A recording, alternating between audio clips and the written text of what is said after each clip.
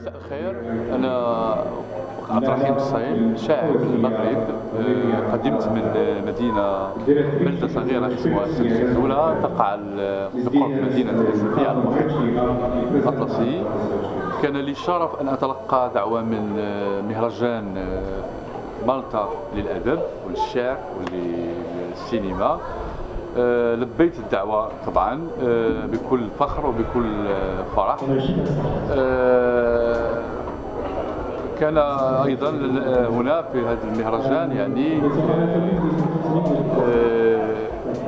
هو مهرجان وجدته نوعي بشكل نوعي، وجدته مهرجانا ممتازا وناجحا على جميع الأصعدة، لأنه أعطانا فرصة كي نلتقي بشعراء آخرين من بلدان أخرى من ثقافات أخرى. وكان لدينا عمل يومي تقريبا بأن نتشارك أشعارنا ونترجم أشعارنا إلى لغات أخرى.